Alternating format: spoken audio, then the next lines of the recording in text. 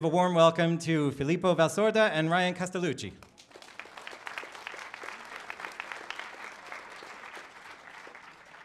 I'd like to start out by thanking everyone for coming to our talk. I am Ryan Castellucci. I work for a company called White Ops, but this is just a side project. At DEF CON 23, I gave a talk called Cracking Cryptocurrency Brain Wallets and since then I've co-authored a couple of papers about Bitcoin cracking.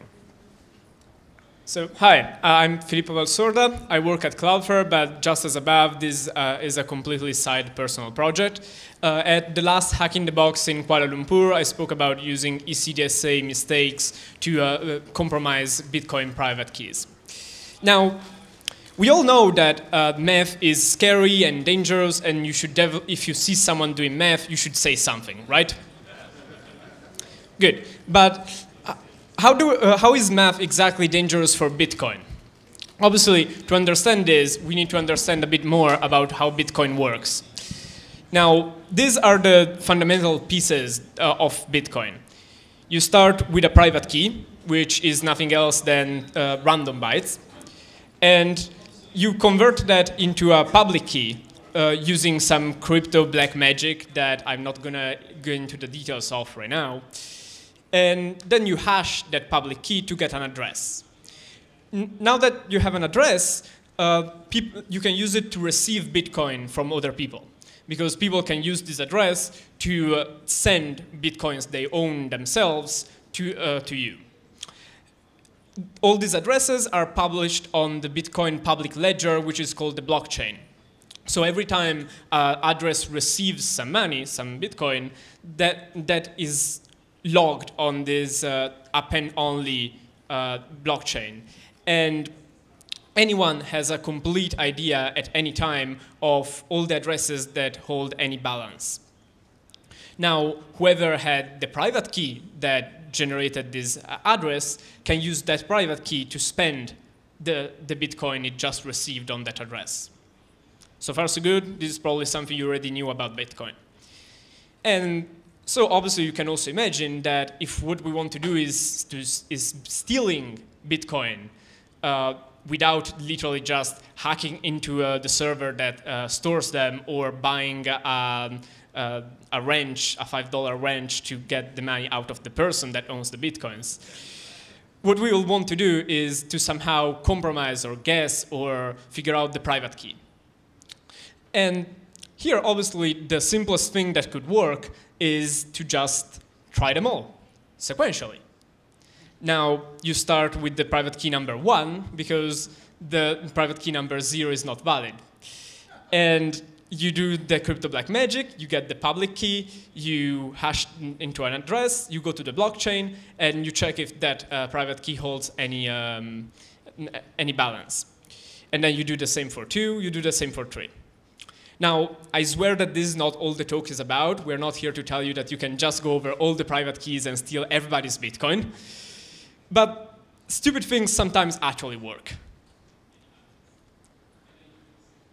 As part of my DEF CON talk, I released a tool called Brainflare, which was used for cracking brain wallets. But I've since modified it so that it can also do this attack. And sometimes doing as Filippo said, doing a stupid thing really fast is a decent attack.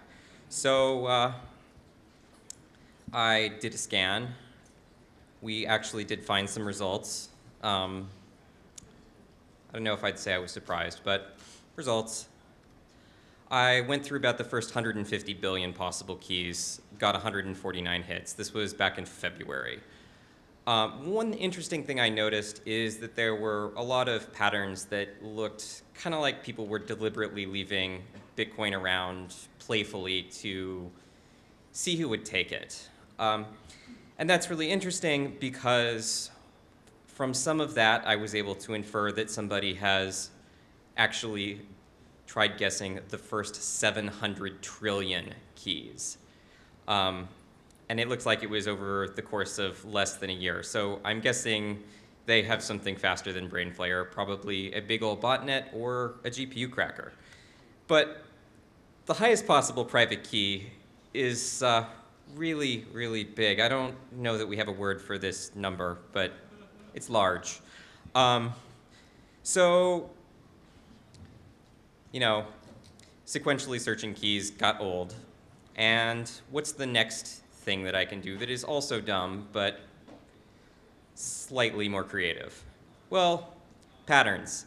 So this first one appears to have been generated by taking the string 1, 2, 3, 4 in ASCII and using it as the least significant bits of the private key. These are all real private keys that were really associated with Bitcoin at some point.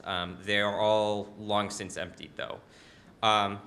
So I tried putting strings in. That didn't really work. I tried keys that only had a few bits set. That got a few. Some stupid patterns, you know, starting with 42. 42 is a great number. Yeah, patterns. And so that got old too. So I had to get a little creative again to find more things.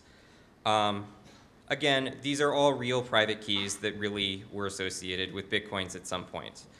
So the formatted addresses you see aren't actually what's used in the Bitcoin protocol. There's actually a raw format. So I took all of the raw formatted addresses and tried them as least significant bits of private keys. And I got hits there too. I don't know why. And then I tried the, this is a little out of scope of the talk, but every block in the blockchain has a specific hash. I tried running all of those through. I got hits there too. Then I just tried dumping the entire blockchain, each offset 1 byte at a time, through there. That got hits as well, and I don't even know what those are. Okay. So this was all fun and laughs, but obviously just searching the entire private key space sequentially or by shooting in the dark is not exactly something we can keep doing. So we need something to limit the search space of possible private keys. And when you're looking for this, something that is very useful to know about is brainwallets. Now, the idea of brainwallets is to be able to control some money, some Bitcoin, with just something that you can keep in your head. And this may seem like a good idea because nobody can read your mind, right? But as we learned, a fast computer can probably take a very good guess at anything that you are able to remember yourself. So how brainwallets work is that they just add another step in the derivation process we've seen before. So to generate the private key, they just take some memorable string, like correct horse battery staple, or whatever you're using, and hash it to get a private key that then it's used to generate the public key, to generate the address, which then used to receive money. And then by just remembering that string, you can move that money and use it to pay for something else. Sure, the idea of using passwords to save money is already kind of unsettling, but since we've learned so much about password storage and how to make sure that database dumps are not cracked, you'd think, well, obviously they used something slow, something like bcrypt or scrypt that is hard to brute force, right? You'd be wrong. They used SHA-256. A perfectly cromulent hash algorithm. So for my DEF CON talk, I did a bunch of research into cracking brain wallets, and I went through the transaction history of a lot of them that I was able to find. Correct horse battery staple was in fact used. It's had about 15 Bitcoins go through it, give or take, and over 4,000 transactions. There's a complicated reason for that. If you want to know why, find me later. Then Bitcoin is awesome. Had 500 Bitcoin put into it at once, and then somebody else found it. And whoever put it there originally was sad. My favorite, though, is the empty string. Nobody would ever guess that one. That has had almost 60 Bitcoin go through it, and 50 of it was all at once. Somebody had a really bad day, because it was stolen instantly. The quick brown fox jumped over the lazy dog has had about 100 Bitcoin go through it. So yeah, people do some things. So of course, I'm not the only one who's had this idea. There are plenty of other people who have gone through with quite extensive dictionaries and guessed brain wallets. This fellow was active on Reddit and the Bitcoin forums for a while. He would crack the addresses, sweep them off for safekeeping. I have no idea how much he actually kept, but anytime somebody would complain about getting their brain wallet ripped off, if he had the key, he'd show up and offer to return it. Some people were not so nice. This other fellow came on Reddit to complain, because that's what people do on Reddit. He lost 4 Bitcoins out of his brain wallet, and the passphrase was a line from an obscure poem in Afrikaans.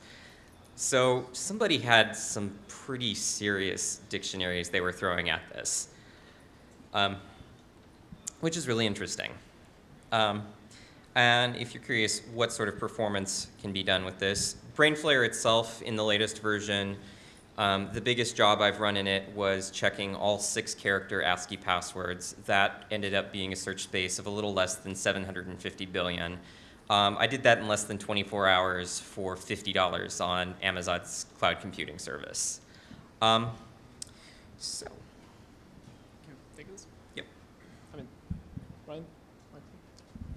So, to hammer in the point of how dangerous it is to essentially take a password dump that is already public because it's in the blockchain and putting money on it after not even using script, we're going to lose some money on stage. So what we're going to run here is a simple script that now will generate a brain wallet with short enough keys. That's the brain wallet password. And it will send some money to it. And if the demo gods are with us, OK, so this is the blockchain.info page. And this is our transaction that just deposited some money in this very vulnerable brain wallet. It's currently spreading through the network, and with a little luck, somebody will be watching. Obviously, nobody can. Oh, there we go. All right. Yeah. Yeah, I'm sure this guy loves us. He's been stealing our test wallets all day.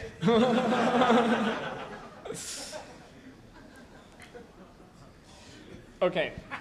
Obviously, nobody can compute all the ASCII 5 characters phrases in such a short time. So what happened here probably is that they have a huge database of all the possible addresses and mapped to the original private keys, so that as soon as they see a transaction depositing money in such an address, they can immediately, it took 40 seconds or less, steal the money that was deposited in it.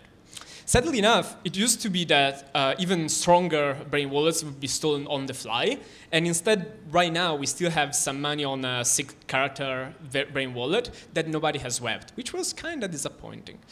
Anyway, this guy was not disappointed because you can see that it has 4 Bitcoin, and that's been just like since November 2015. Yeah, that's currently worth about $3,000. OK, so got the point. We shouldn't be using password to save money on them after they get published. Good. So brainwallet.org had this other button that is inspired so much more trust, this random button. A random private key is definitely something that nobody can figure out because the search space is so vast, right? So what you will do instead of making a brain wallet with correct horse battery staple is that you click the random button and you write down the private key maybe. Yeah, good. Now, something that you should be asking, I guess, is where does this random value come from? Well, obviously, the site owner is responsible, and it's probably coming from the local browser, from JavaScript. So you can check the code that generates it.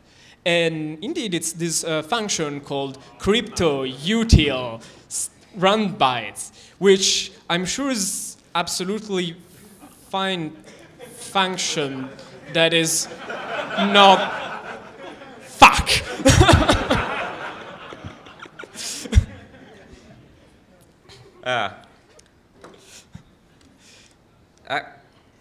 Sorry.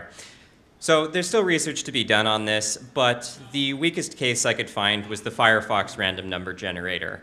At the time this site was popular, it would be seeded with the number of milliseconds since the Unix epoch, which, if you don't know, is midnight, January 1st, 1970, XORed with 2 pointers, and the way the 2 pointers were chosen, they were almost always very close in value. So you could just ignore the pointers and figure it would be about right if you just use milliseconds.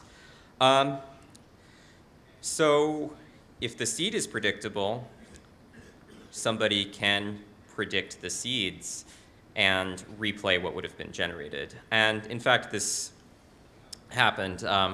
As we said earlier, people go to Reddit to complain about theft. And this guy lost a couple Bitcoins and posted his address, hoping that somebody would be nice and return them. Unfortunately, he was not in luck there. So I took a look at the transaction history on this address and looked at the time it was initially funded. And I ran a scan. And I was able to find the timestamp, which was very close to the time the address was originally funded. This is, I think, a date mid-2013.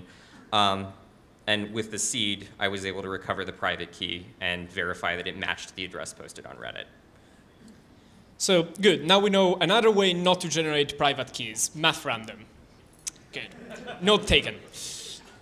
Now, to graduate to the next kind of attacks, however, we need to expand our Bitcoin knowledge a bit. We're going to be talking now about transactions. I've mentioned before that how money moves in Bitcoin is that something is published on the blockchain, right? A transaction on the high level is just this public statement that says, so I own this money, and please make this money be owned by this other address now instead. And this is a payment. You sign this statement with your private key, which proves that whoever owned that money before, owned that address, actually wants that money to change hands. And this is recorded on blockchain, so we have access to this gigantic database of statements with their signatures and public keys. So we can take any transaction, and we'll see the public key that sent the money, the signature from the corresponding private key, and the target addresses, which are meant to be the next owners. Okay? So obviously, the idea here is that anyone can verify that the public key actually hashes to the address that used to own that money, and they can use the public key and the signature to verify that the statement is true.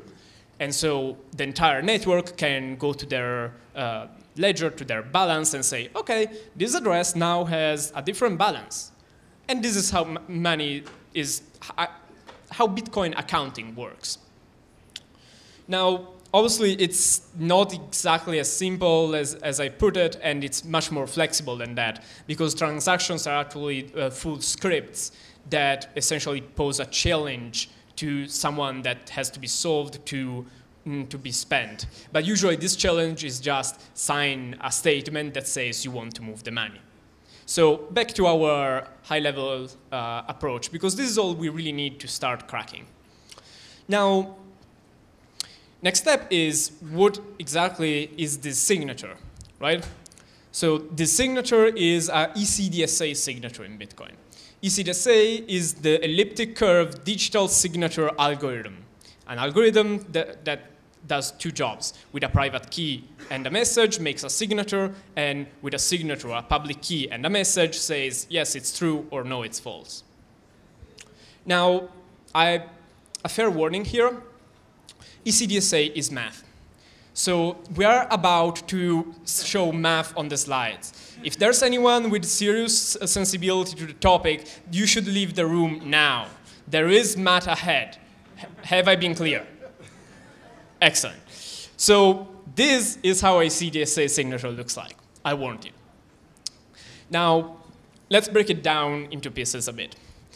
We have G, which is the global curve base point. This is always the same, is a property of the curve, and all Bitcoin transactions use the same. Then there's K. K is this random number that every time anyone makes a transaction, they have to come up with. It's a long number, it's 256 bits, and it's supposed to be, again, unpredictable, random, and new every time you make a transaction. And then there's D, which is the private key. The private key is just the one we've seen in the first slides, just interpreted as a number. Because, again, ECDSA is old math, so all string of bytes are just interpreted as this very long-ass number and used in normal math. And finally, there's Z, which is the hash of the message you are trying to sign. In Bitcoin, the message is, if you remember, the sentence that says, the script that says, this money I used to own, now please let it be owned by this other address. Okay? So we have the pieces. Now, the signature is made of two parts. One part is called R, and it's just that random number multiplied by the curve base point. That generates a coordinate on the curve, and we take the x coordinate. For as much as you need to know, it's simply an operation that maps a number into another number. So you go from k, which is this random long number, to r, which is this other very long number that could be as random as far as you know. But it only depends on k, because g is fixed. Okay? And then you have s, which is the other half of the signature, which is just the result of that formula. That's literally big int math that the computer does. It takes the hash, interpreted as a number, adds r times d, which is the private key, and divides everything by k. Now, I'm not here to explain you why this works, because that is what you need a cryptographer for. But the important thing to know is that as long as you publish these two numbers, anyone with the public key can verify the signature. And that's exactly what Bitcoin does. Every time you make a transaction, you use your private key, you generate a new k number, and you publish these two huge numbers for everyone to know that you actually want that transaction to happen. So far, so good. This was a lot of math. Sorry. So now let's see what we can do of fun with this. Let's see what happens if we know k. Because we've said that k needs to be, is commonly called a nonce. But this is kind of a misnomer in ECDSA, because it's not enough to use the number once, nonce, but it also must be unpredictable and random looking. So if you instead know k, you can do what you've learned in algebra and just put this formula down as an equation and solve for the private key. Look at this formula. Here you have S, which is the other half of the signature, which you have because it's published on the blockchain. You have R, which is published on the blockchain. You have Z, which is the hash of the message, which is published on the blockchain. And now if you also have K, you can recover the private key.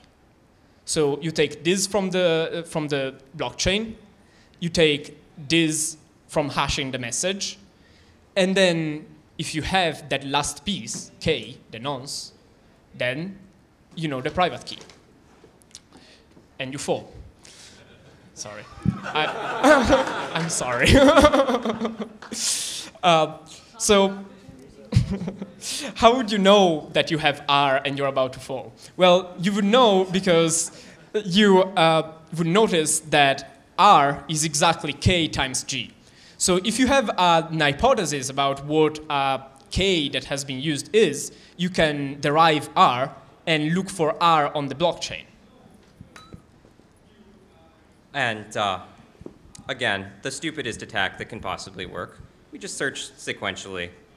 I will point out that this is actually searching not for R for a particular transaction, but for R in any transaction all at once.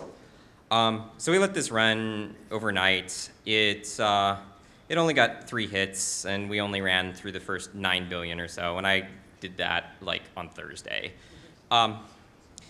But Now, this is what, again, the stupidest attack. Now we know that if we can figure out K, we can use a signature to recover the private key. But again, searching linearly the entire space won't work because the nonce is just as long as the private key. So there's another attack you can pull out. The math doesn't stop, I'm sorry. Now you can take two transactions that you've noticed have the same R. And if they have the same R, it means they have the same K, right? And take the other half, which is the one that is different, and try to figure out, OK, so what are the parts of this other half, of this S? Well, there's the private key, which might be the same if it was two different transactions sent from the same wallet, from the same address. The K, we just said that it's equal because we've noticed that R is the same in the two transactions. R, the same. So we just group together all the parts that are the same, this half. And if we just do S1 minus S2, what do you think is left? All the parts that are equal cancel out. So now we have this formula, S1 minus S2, so the second half of the first signature and the second half of the second signature, their difference is equal to that. Again, group, a lot of algebra, turns out high school has been useful. And finally, we can derive a formula that only uses things we know, because again, hash of the first message, which is public on the blockchain, hash of the second message, which is public on the blockchain, second half of the first signature, and second half of the second signature. Using this formula, we get back K. And again, we've learned before that if we recover K, we can get the private key. So to wrap this up, if you see two transactions in ECDSA that reuse the private key and the nonce at the same time, you will notice because you will see that R and the public key are the same. And you can use these formulas to compute K and then to compute the private key. And the surprising thing is that they actually work. You just literally code them into math on the laptop, and you get numbers, and those are private keys. I find that wonderful.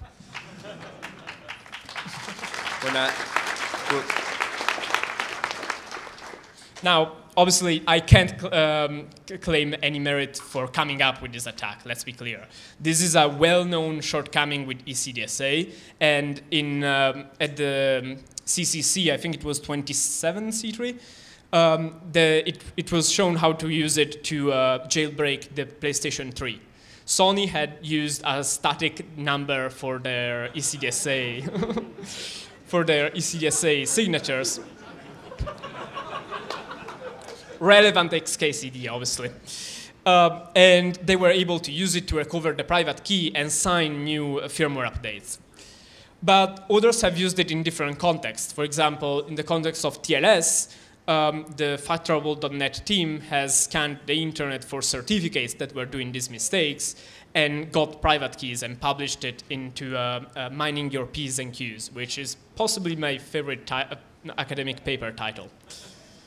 Now, for a complete analysis of this, there's more on the slide deck of my Hack in the Box Kuala Lumpur presentation. For example, there is some analysis of this happening on the blockchain. This is over time and the different addresses.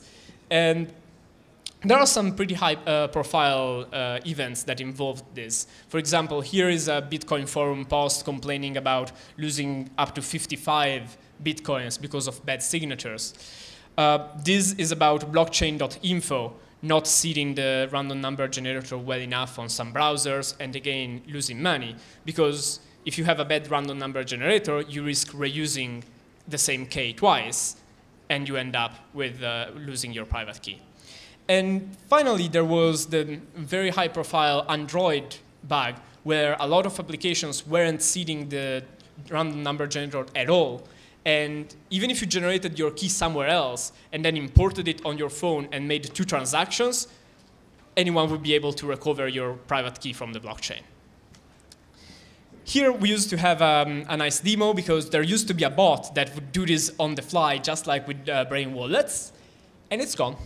It's not running anymore. And doing a demo where you depend on some third party has these negative outcomes. But we did set up some test wallets, and these very addresses have at least 20 bucks on them that if you follow the talk well enough and you're fast enough, you can definitely steal. We're going to sweep it when we get off stage, so if you can get it before then, it's yours. Otherwise... I'm going to hide them now. OK, so you'll be thinking, well, but that's pretty dangerous, and random number generators are usually not that good, so can't we do better? Answer is yes. There is a way to do ECDSA deterministically, which means that instead of picking a random k, we think about the three things that k needs to be. It needs to be random looking, so high entropy. It needs to be unpredictable, and it needs to be different for every transaction. So if we hash together the message we are trying to sign and the private key, it's something that nobody can figure out because it's a hash of the private key. It's something that is always different for different messages because the message will be different. And we can just use that as the k value instead. Now, all this, as we said, only works if you reuse k and d at the same time. Everyone on the same page about this attack? You see two transactions in the blockchain, you notice they have the same R and the same public key, and you say, I can probably compute the private key from that. But if the private keys are different, this attack doesn't work out of the box. However, if you have a lot of people with bad random number generators that are prone to producing colliding results, odds are eventually two people will independently produce the same bad random number generator. This is another avenue for attack. We haven't seen this documented anywhere. We call it the ECDSA pivot attack.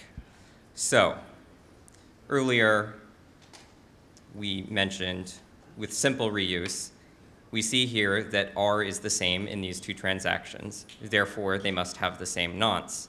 The public key is also the same, which means the private key is the same. So we are able to solve here for the private key and the nonce for this specific R value. So this guy reused an address. Oops. Well, what happens if somebody else makes a transaction with that same nonce? So we see that this has the same R value, therefore the same nonce, but the public key is different, so the private key is different. So the equation we used earlier wouldn't work. But we already know this nonce. And as we saw earlier, if you know the nonce, you can simply solve for the private key. And then this fellow does another transaction. And since we know the private key, we can rewrite our equations a little bit, move things around, write it in terms of the private key instead of in terms of the nonce, and we can solve for the nonce here too. So now we know nonce for this new R value. And then somebody else, wouldn't you know, makes another transaction with that R value, which has never been reused with the same public key.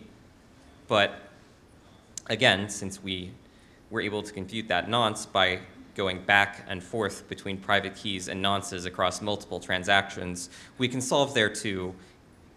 We know that nonce, we get that private key.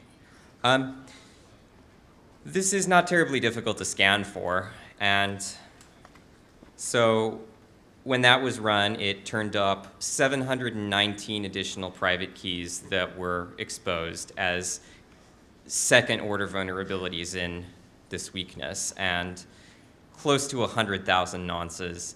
And some of the chains back and forth were as much as 7 hops long. Another interesting thing is that we saw that blockchain.info, one of the sites that had some problems with this.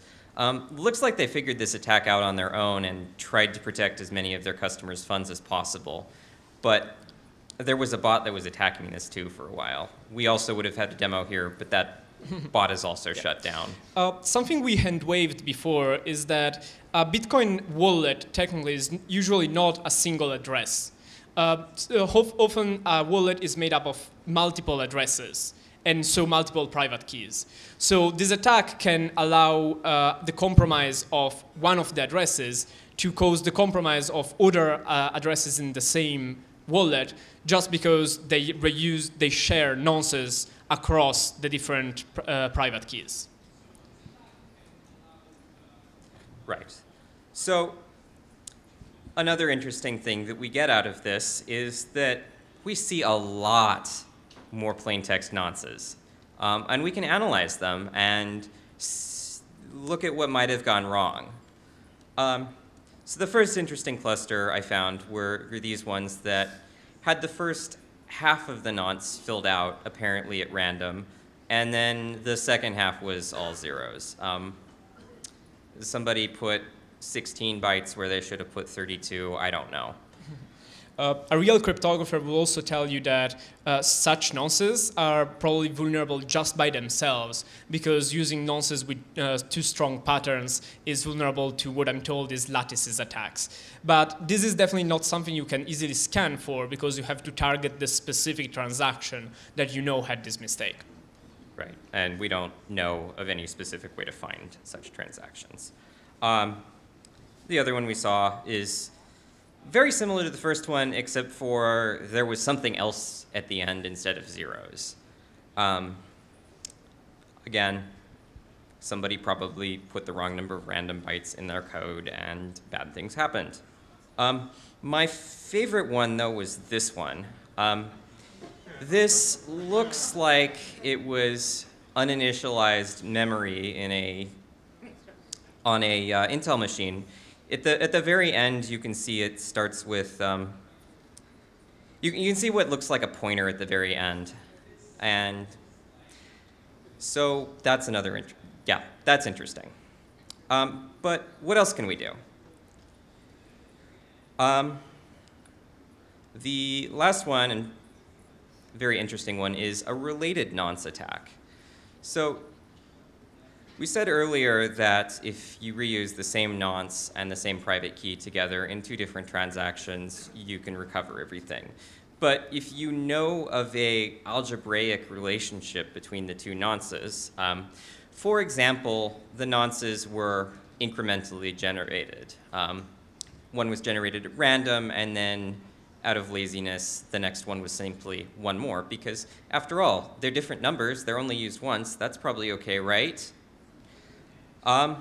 So, if you know the difference between two nonces, we'll call this difference C, you can solve for one of the nonces and then the other using this terrible mess of an equation right here. And the derivation of this, I'm unfortunately going to have to leave as an exercise to the audience. But you may be asking, how can we know that such a relationship exists? Well, the answer is, of course, more math, because this is stealing Bitcoin with math. So our second nonce is the first nonce plus a constant. Our two R values are simply those two nonces plus the constant, all multiplied by the base point. And it turns out that this relationship carries through R. So with the first R, you can simply try adding 1 to it, and then see if that ever shows up. I was somewhat, so we ran this scan, and I was actually quite surprised to see that this didn't ever happen.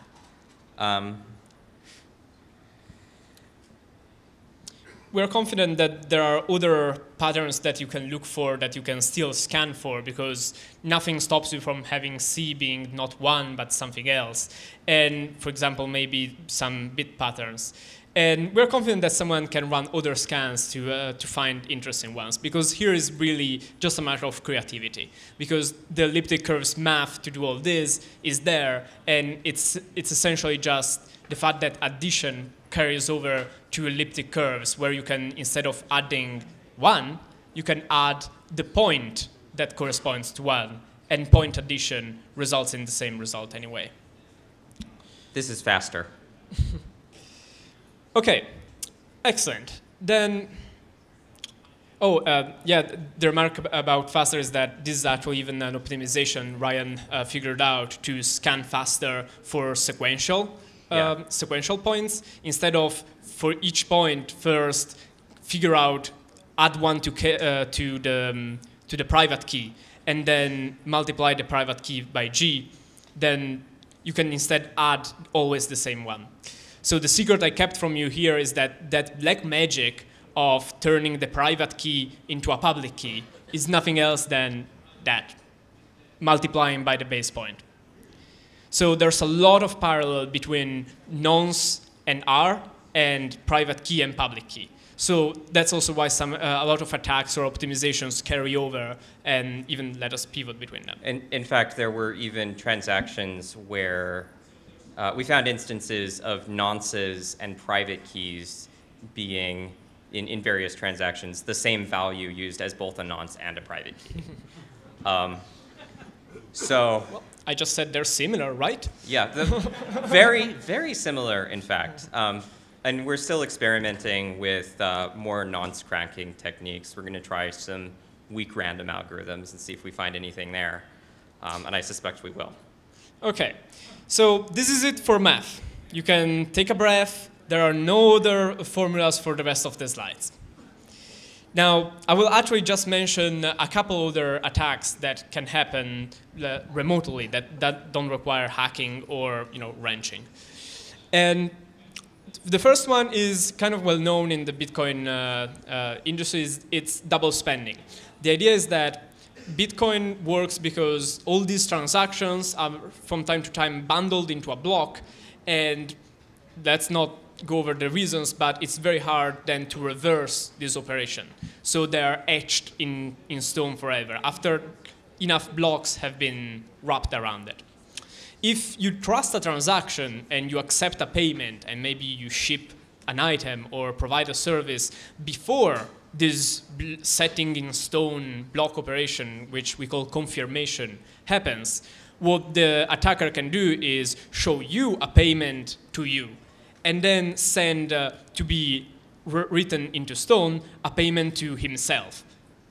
And now what happens is that the money actually never reaches you, because the one that is written down for posterity is the one that says, oh yeah, this money just went back. So this is what's called a double spending attack. The other attack is called transaction malleability. The idea is that a transaction, which is, remember, that R and S encoded in some format, can be messed with, can be touched, can be changed without invalidating it, while still being a valid transaction, a valid signature by the same private key for the same message for the same public key. So this is a problem per se, and it's actually spec'd out in the protocol. But if your accounting system relies on transaction hashes to not do operations twice, now what I can do is send you a transaction that says I've deposited some money on my account, on my Mt. Gox account, for example. They lost a lot of money this way. Yes. And then change it a bit so that the hash changes, but it's still the same transaction, and send it to you again. And you'll be, and Mt. Gox was like, oh, look, a new transaction. What's the value? 10 Bitcoin. Well, now this account has 10 more Bitcoins. And if you could keep it up and find other ways to change it, you could keep changing the same transaction and deposit the same 10 Bitcoins over and over and over again. There were two main ways to do it. Bitcoin's protocol has been changed to enforce normalized representations, which as far as anybody can tell, has fixed this. But anyway, the two methods that were available were changing the sign bit on the S portion of the signature. That is, going from a positive value for S to a negative one, or a negative one to a positive one. Due to some quirks about the way ECDSA works, both are valid. The other trick is due to the fact that these signatures are encoded in a scheme called ASN.1, abstract syntax notation. I don't know what the .1 stands for. Anyway, if anybody here is familiar with it, you're probably cringing right now because it's terrible. The trick there is it's a very flexible encoding standard, and you can do things like have variable width number representations. So one method of the other method of transaction malleability that was used a bunch against Mt. Gox in particular was adding extra bytes of 0 at the beginning of the R and or S portion of the signature. And all these things that start going wrong or in weird ways when you start looking at bytes as numbers and try to apply math to them is really one of my favorite things of cryptography. And let's be honest here, all these weird attacks is actually why we love Bitcoin. Thank you.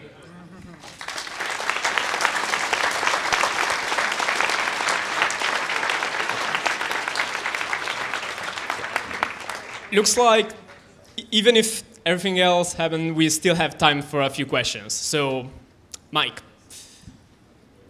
I don't believe that everyone got everything I've said. I'm not that good of a speaker. So get there and ask me what you didn't get. I spent at least 20% of the time we were working on these slides having no idea what was going on. So don't feel bad.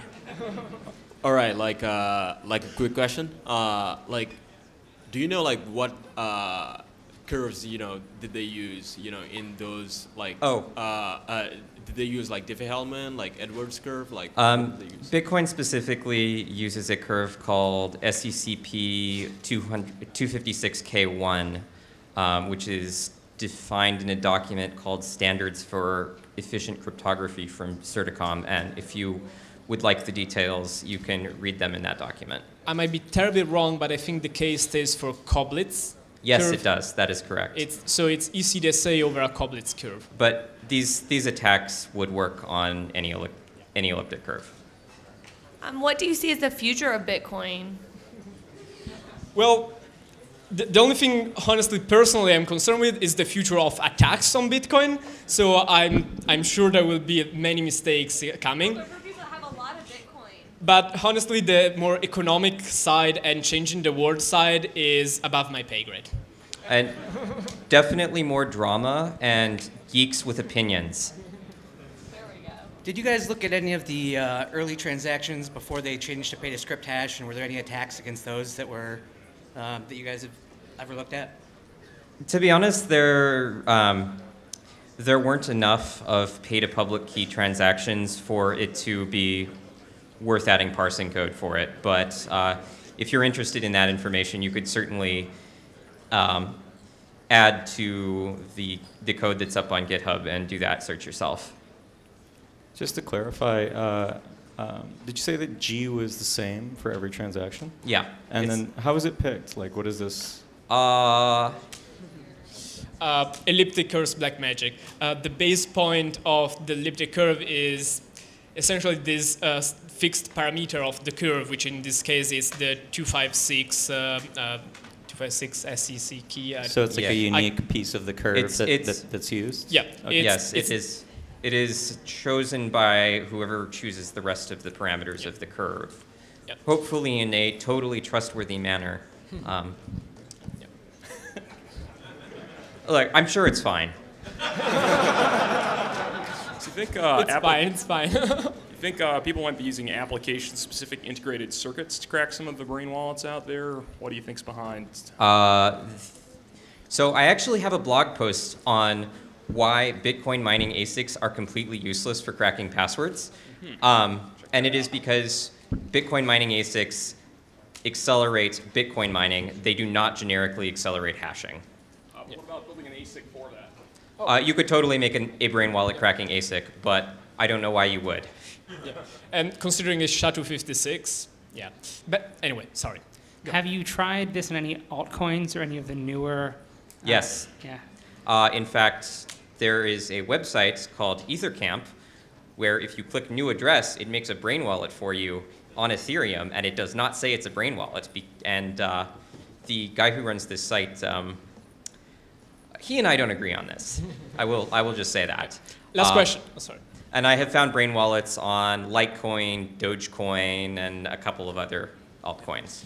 Something interesting would be to track nonces and private keys and pivoting between altcoins, by the way. Yes, just this is a tip. You know, if then you can ask me for a Bitcoin address, and if you find money that I won't ask where it come from, you can send me tips because of this tip. Anyway, sorry. Yeah, cross-chain attacks. Last question.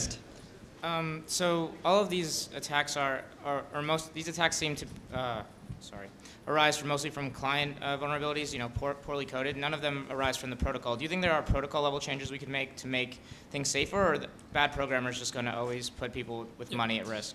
He's right that all of these are vulnerabilities on the client side, bugs essentially. Definitely something that could have been done was standardizing ECDSA only as deterministic. But I can't think of any other specific ones right now, and the malleability form enforcements. Okay, helped. we'll vacate the stage now. Thank you much. Thank you very much.